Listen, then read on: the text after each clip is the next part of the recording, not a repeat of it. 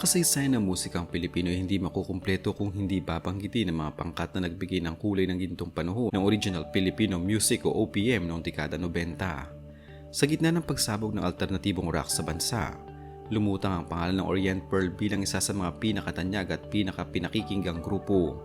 Kilalang pangkat ng kanilang mga awiting nagtataglay ng mabigat na emosyon, makabuluhang liriko at natatanging areglo na tumatak sa puso ng masidhing tagahanga.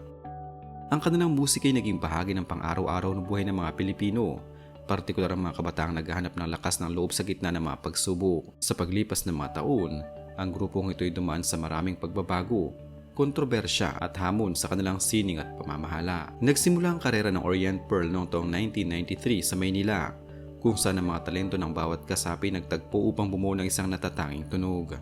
Ang orihinal na linyada ng pangkat ay pinangunahan ni Naldi Padilla bilang pangunahing bokalista, kasama si Leo Awatin sa gitara, Ryan Gomez sa baho, Dexter Panlilio sa keyboards at JB Medrano sa tambol. May mga ulat din na nagbabanggit sa mga unang bahagi ng kanilang pagkabuo kasama sina Richie Raimundo sa tambol at isang miyembrong nagngangalang Jix bago tuloy ang naging matatag ang 5 pangunahing miyembro. Ang pangalang Orient Pearl ay nahango sa makasaysayang paglalarawan sa Pilipinas bilang perlas ng silangan na nagpapakita ng kanilang layunin na katawanin ang kulturang Pilipino sa pamamagitan ng rock music. Ang bokalista na si Naldi Padilla ay nagdala ng impluwensya mula sa mga banyagang bandang tulad ng Aerosmith at The Doors na makikita sa kanyang paus, mababa at makapangyarihang estilo ng pagkanta. Sa tulong ng Ivory Records, inilabas nila ang kanilang unang album na may pamagat na Orient Pearl 1 noong taong 1995 na mabilis na uminit sa mga stasyon ng radyo at nagkamit ng parangal na double platinum dahil sa mataas na benta. Ang unang album ay naglalaman ng dalawa sa mga pinakamalaking awitin sa kasaysayan ng OPM, ang kasalanan at ang walang kamatayang pagsubok. Ang pagsubok ay naging isang pambansang awit para sa mga taong nagnanais ng pag-asa, habang ang kasalanan ay nagpakita ng kanilang kakayahan sa paglikha ng mabibigat na power ballad. Upang masundan ang tagumpay na ito at maiwasan ang tinatawag na sophomore jinx o ang kamalasan sa ikalawang album, sadyang pinamagatan nilang Orient Pearl 3 ang kanilang ikalawang proyekto noong taong 1996. Sa album na ito, mas naging pulido ang kolaborasyon sa pagitan ni Naldi Padilla at Dexter Panlilio na siyang sumulat ng maraming kanta kabilang ang Cry in the Rain. Sinundan pa ito ng mga album na Switch noong taong 1997 at Pagbabalik noong taong 2002 sa ilalim ng magkakaibang pamamahala. Sa kabila ng mga tagumpay na ito sa entablado, ang personal na buhay ng mga miyembro ay unti-unting nakaranas ng pagbabago dahil sa pagod, magkakaibang prioridad at ang natural na pagbaba ng kasikatan ng rock music noong unang bahagi ng dekada 2000. Noong taong 2003, nagpasya si Naldi na umalis sa banda upang bigyang pansin ang ibang personal na gawain at itaguyod ang kanyang sariling karera sa labas ng rock scene.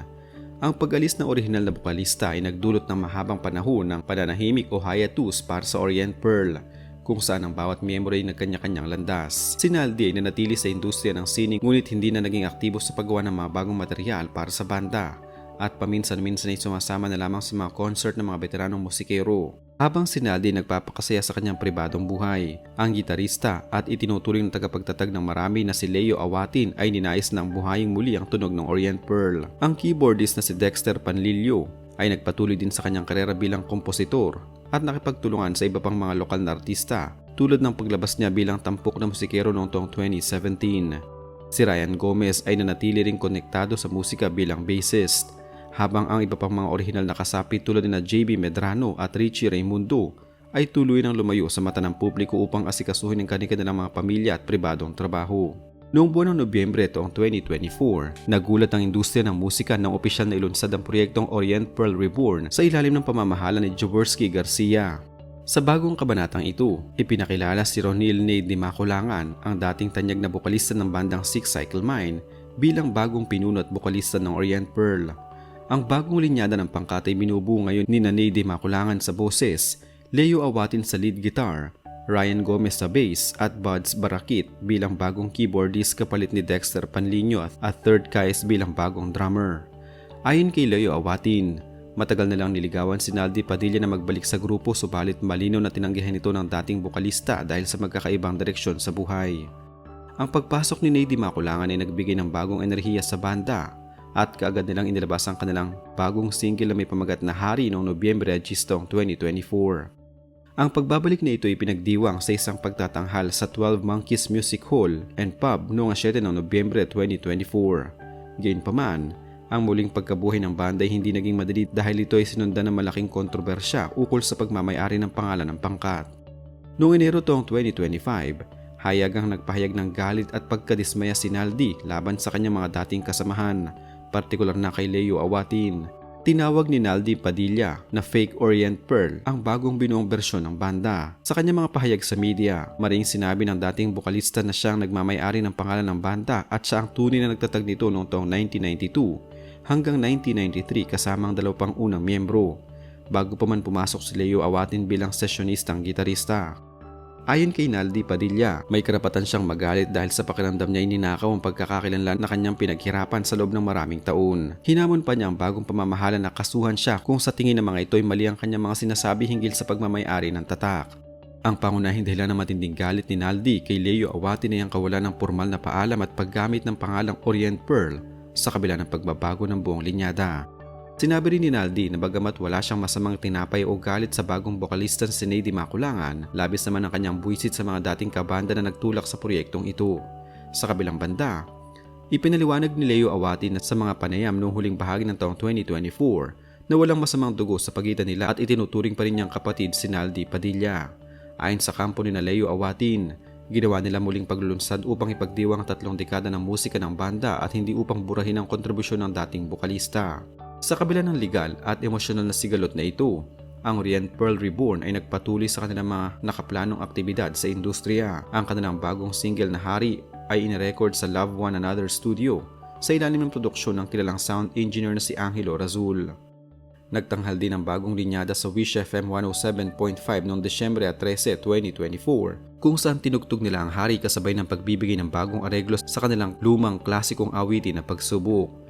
Bukod sa paglalabas ng bagong material, binalak din ng grupo na muling i-record ang kantang Kasalanan at Cry in the Rain gamit ang boses ni Nady Maculangan upang iakma ito sa kasalukuyang estilo ng alternatibong rock. Ang banda ay nagbukas din ng mga formal na linya para sa mga booking sa mga bar gig, corporate events at mga piyesta sa iba't ibang lalawigan. Ang pinakahuling balita ukol sa banda ay nakatuon pa rin sa patuloy nilang pagtatanghal sa ilalim ng bagong pangalan na Orient Pearl Reborn at ang kanilang presensya sa mga social media platform. Noong buwan ng Hunyo at Hulyo ng kasalukuyang taon, aktibo ang kanilang opisyal na Facebook page sa pag-post ng mga schedule ng gig at pakikipag-ugnayan sa kanilang mga tagasunod. Gayunpaman, kapansin-pansin sa mga komento ng publiko ang pagkakahati ng opinyon ng mga tagahanga. Maraming mga tradisyonal na tagapakinig ang sumasang-ayon kay Naldi Padilla na dapat ay pinalitan ang pangalan ng banda dahil si Naldi Padilla ang tunay na pagkakakilanlan ng Orient Pearl. May mga nagmumungkahi na mas mabuting gamitin na lamang ang ibang pangalan upang maiwasan ng tuloy ang pagkasira sa legasiya ng orihinal na pangkat. Sa kabilang banda, may mga nagtatanggol din kina Leo Awitin at Nady Maculangan at nagsasabing karapatan din ng mga natitirang musikero na buhayin ang sining na kanilang binuo noong dekada 90. Habang patuloy ang pagtanggap ng mga gig ng bagong grupo, ang usapin ng legal na pagmamay-ari ng pangalan ay nananatiling isang nakabitin na issue sa pagitan ng dalawang kampo. Ang karanasan ng Orient Pearl ay isang malinaw na halimbawa ng mga komplikadong relasyon at hamon na kinakaharap ng mga banda sa Pilipinas kapag lumipas ang panahon. Ang sining ay madalas na nagiging bityan ng pagtatalo kapag ang usapin ng pagkakakilanlan, legal na karapatan at komersyalismo ay pumasok na sa eksena. Ang boses ni Naldi Padilla ay hindi kailanman mabubura sa alaala ng mga Pilipino dahil ito ang nagbigay ng kaluluwa sa mga awiting naging sandigan ng marami sa oras ng pighati. Ang musika ng orihinal na banda ay nananatiling buhay sa mga digital streaming platform kung saan patuloy itong pinakikinggan ng libu-libong tao araw-araw. Ang legasiya ng kanilang mga unang gawa ay mananatiling isang mahalagang bahagi ng kasaysayan ng musikang Pilipino. Ang pagunlad ng sitwasyon ng Orient Pearl mula noong taong 1993 hanggang sa kasalukuyang panahon ay nagpapatunay na ang industriya ng musika ay patuloy na nagbabago. Ang pagpasok ni Nady Maculangan ay maaaring magdala ng bagong direksyon, ngunit ang anino ng nakaraan ay palaging kasama ng pangalang Orient Pearl. Ang mga tagahanga ay patuloy na nagbabantay sa mga susunod na hakbang ng parehong kampo, maging ito ay sa pamamagitan ng mga bagong kanta o sa pamamagitan ng pag-aayos ng kanilang mga personal na issue. Ang mahalaga sa ngayon ay ang katotohanan na ang kantang tulad ng Pagsubok at Kasalanan ay hindi nawawala ng halaga, anuman ang mangyari sa mga taong lumikha nito. Ang kwentong ito ng tagumpay, pagkakawatak-watak at muling pagsubok ay sumasalamin mismo sa mismong liriko ng kanilang pinakasikat na awitin.